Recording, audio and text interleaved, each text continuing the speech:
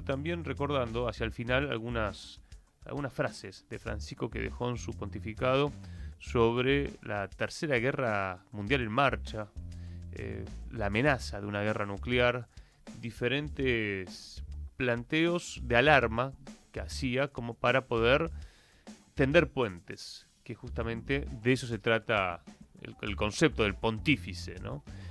Ley, ¿por dónde vamos ahora?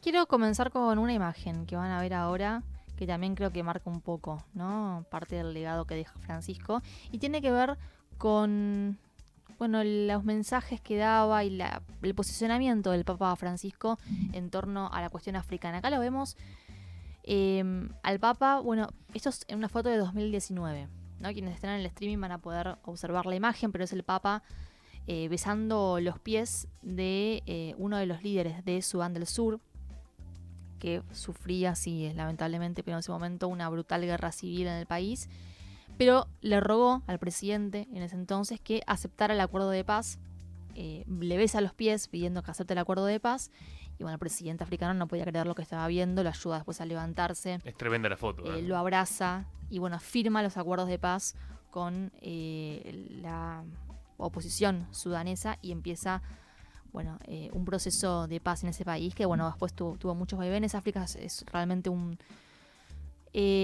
continente muy complejo, pero me parece que la imagen de Francisco besando los pies y la cara de sorpresa de todos los presentes, de todos los ¿no? que no lo pueden creer. La señora que se agarra la cara porque no puede creerlo. Y bueno, quería comenzar con África porque también hay algunas cosas que, como bien marcabas al principio, quedan por fuera de la agenda aquí en Occidente, pero que son claves para comprender lo que está sucediendo en ese continente. Vamos a ir para Burkina Faso. Burkina Faso, que atraviesa un proceso de reconfiguración interna muy importante. Interna y externa también, porque también se ha replanteado cuáles van a ser los aliados en esta nueva etapa. Se creó la Confederación de Estados del Sahel, Burkina Faso junto a Mali y Níger, que son países que llevan adelante un proceso parecido. Hubo golpes de Estado que sacaron del poder a títeres del poder occidental y se instalaron juntas militares que están llevando adelante profundos cambios económicos, sociales, políticos, de todo tipo. Son gobiernos con un fuerte respaldo popular y que están, por ejemplo, entre muchas cosas que vienen haciendo, en muy corto tiempo, además cambios muy fuertes, por ejemplo, nacionalizando los recursos, ¿no? Y uno de los mensajes más claros de estos gobiernos es: no podemos seguir en un estado de miseria generalizada cuando somos dueños de tanta riqueza, ¿no? Es un poco esas contradicciones que marcan a los pueblos del sur, América Latina y África, esto de si tenemos los recursos, ¿por qué somos tan pobres? Bueno, porque hay una uranio, planificación. ¿no? El uranio, para el oro. las plantas nucleares de Francia, claro, que lo compraban por 2 monedas y cuando se da el golpe nacionalista. Hasta el agua. En un país donde escasea el agua está en manos de los franceses. Esto se empieza a revertir con estos gobiernos que marcan un quiebre profundo, ¿no? En cuanto a la relación que mantienen con el resto de los países. Y se paran de otra manera. La relación tiene que ser de igual a igual. Entonces, por eso, y en ese marco y con esa lógica, aparecen socios que se adaptan a este estilo de relación, como China, por ejemplo, planteando el ganar-ganar. Como Rusia, que en este caso también asiste en materia de seguridad, porque además son países que están profundamente atravesados por crisis de seguridad, que tiene que ver con el auge del yihadismo, de los terroristas, ¿no? que avanzan en toda esa zona y que durante mucho tiempo la ayuda militar prestada por Francia, por ejemplo, no ha hecho más que profundizar esa crisis, ¿entienden? Entonces, en este caso, los dirigentes de estos países que no sirvió, le pidieron a Francia, echaron, invitaron a que se retire a Francia y fue perdiendo posiciones, ¿no? Una Francia que estaba muy cómoda en estas regiones y ahora, está con un reculo importante de sus posiciones en África, ante el avance de otros aliados que se plantan de otra forma, ¿no? Al momento de negociar con estos países. Pero quiero que escuchemos a Ibrahim Traoré, que es el presidente de Burkina Faso, porque habló sobre la democracia.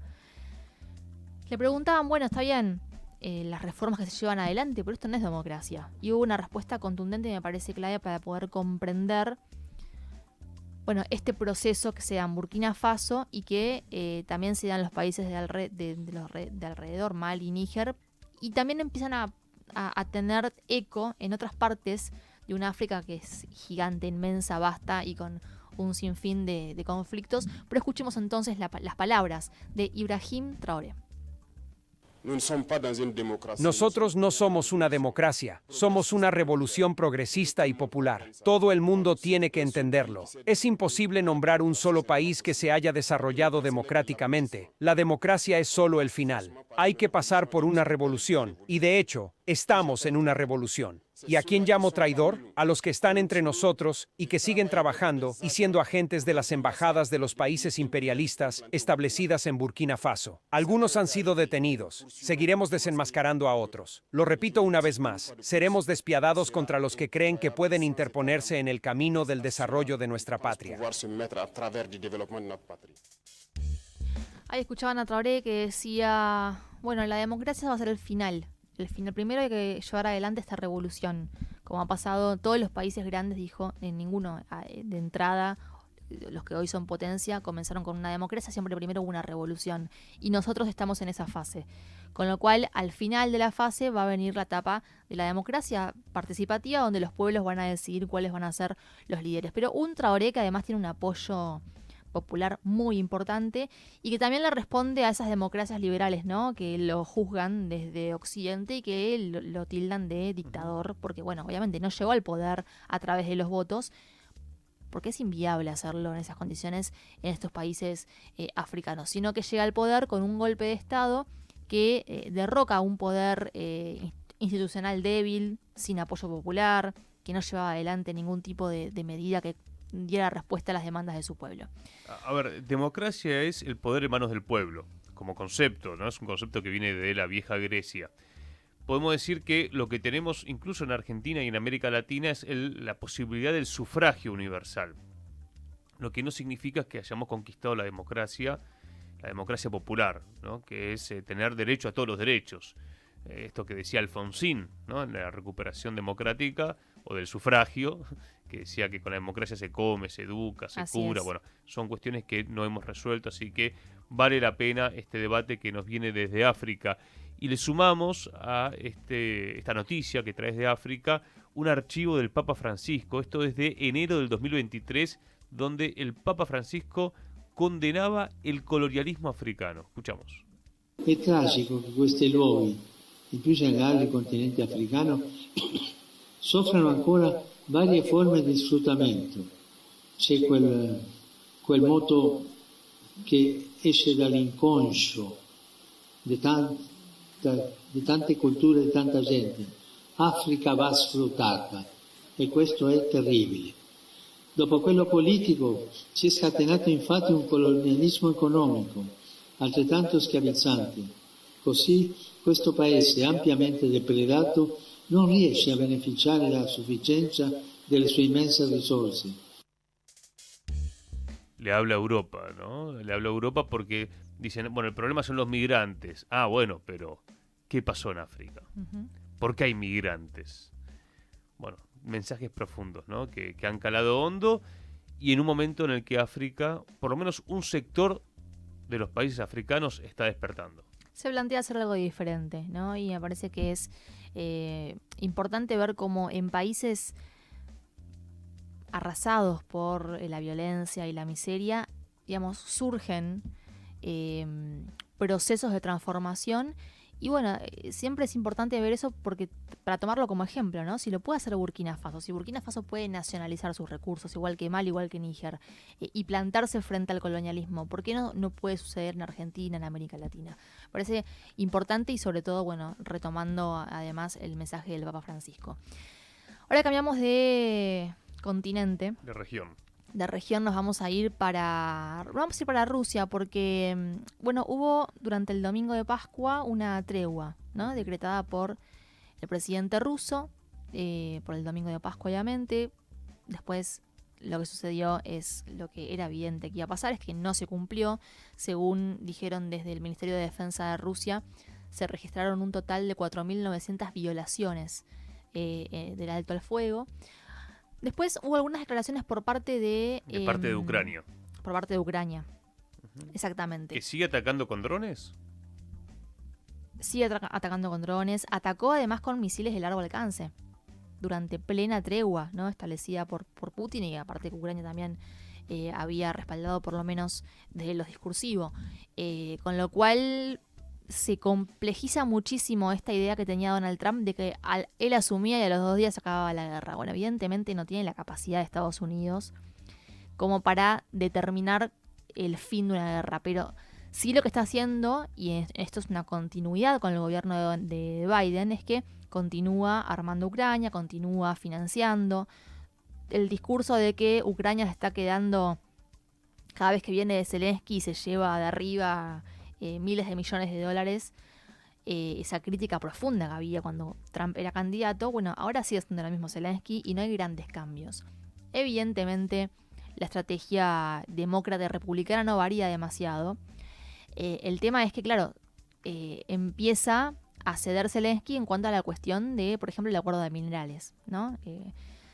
Lo que le importa a Trump es sacar una tajada económica de todo esto. Entiende que va a haber mucho beneficio siempre y cuando se termine la guerra definitivamente. De hecho, y esto quería comentar, el último mensaje de Trump en su red social respecto al conflicto en Ucrania es que va a haber novedades dentro de poco, y decía que tanto Ucrania como Rusia, que si terminan la guerra van a tener grandes beneficios económicos porque van a poder tener un intercambio comercial muy beneficioso con Estados Unidos, ¿no? Todo lo aborda desde esa lógica Donald Trump. Todo es negocio, todo es la cuestión comercial, claro, porque él está enfrascado en esta rivalidad con China. Él entiende que el declive de Estados Unidos se frena por ese lado y no fomentando las guerras. Pero bueno, en este caso no tiene demasiada intervención, evidentemente Estados Unidos, por lo menos no tiene poder de intervención en un conflicto de estas características. Escuchemos lo que decía Vladimir Putin entonces cuando anunciaba el alto fuego por Pascua.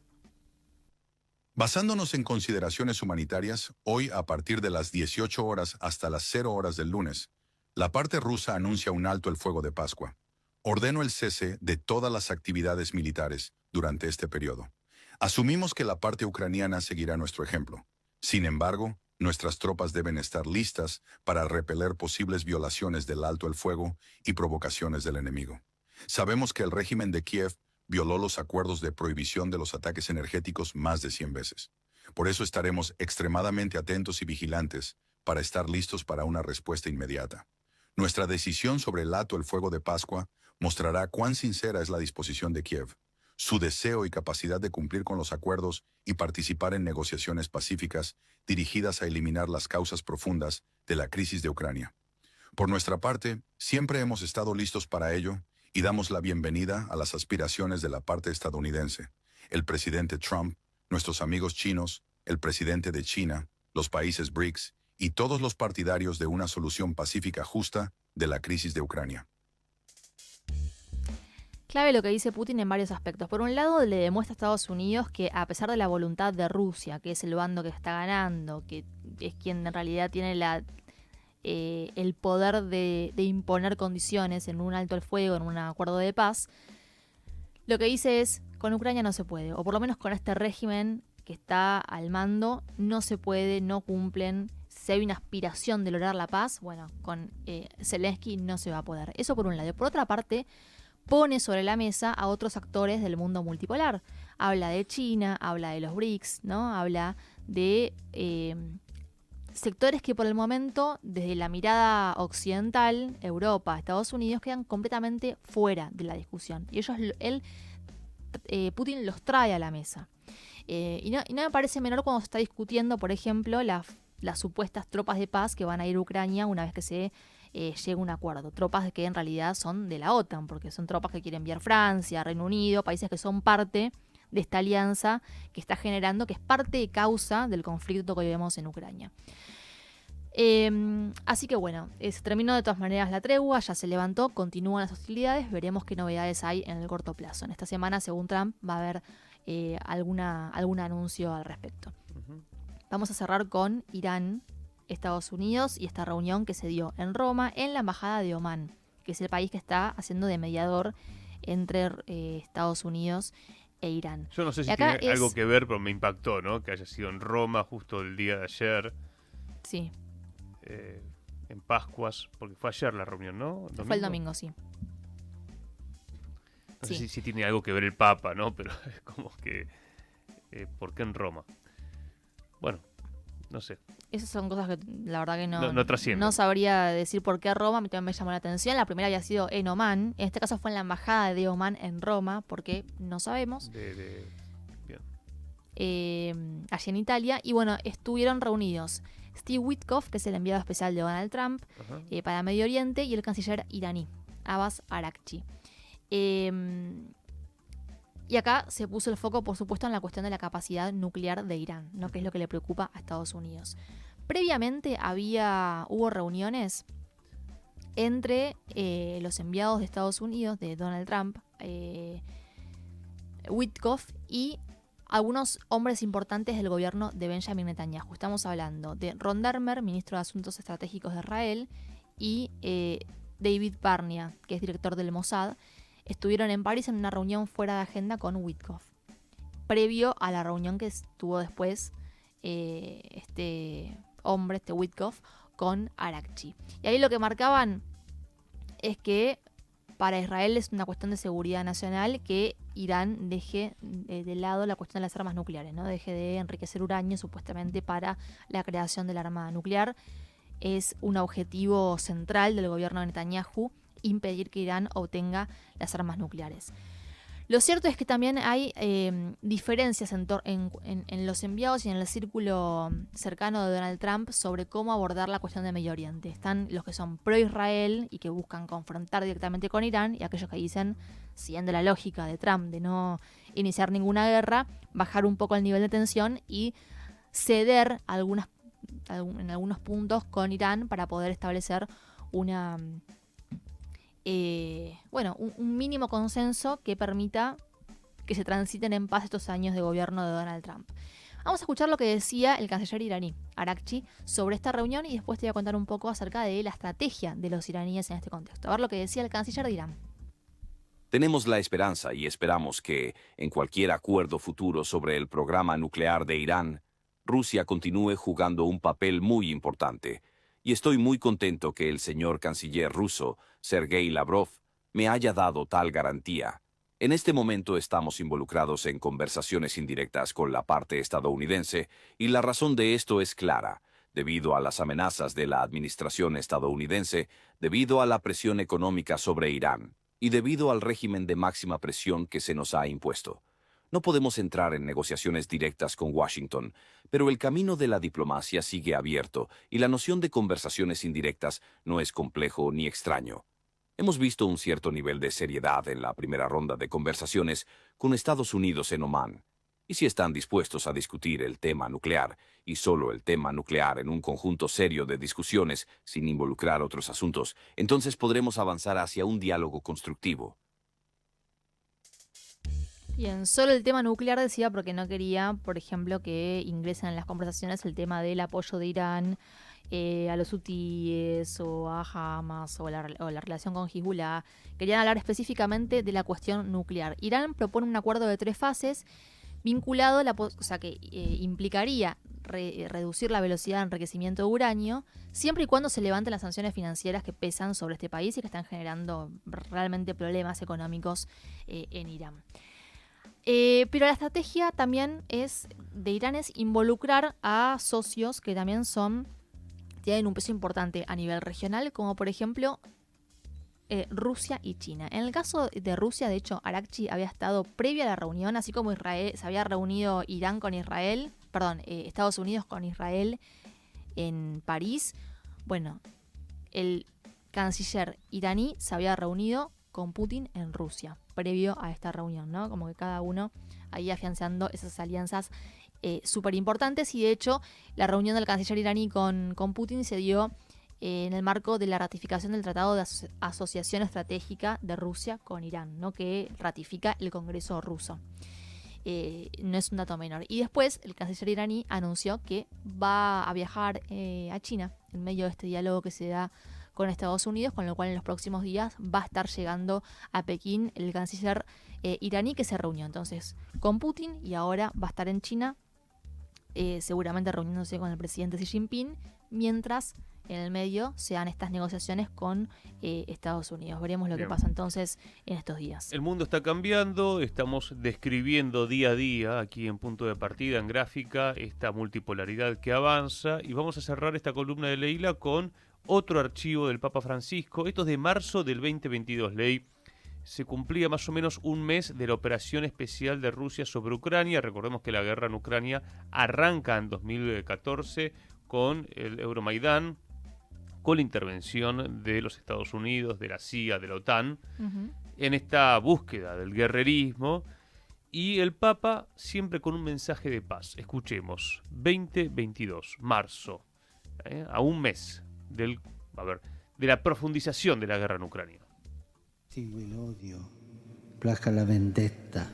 Extingue el odio, aplaca la venganza, enséñanos a perdonar. Preserva el mundo de la Líbranos de la guerra, preserva el mundo de la amenaza nuclear.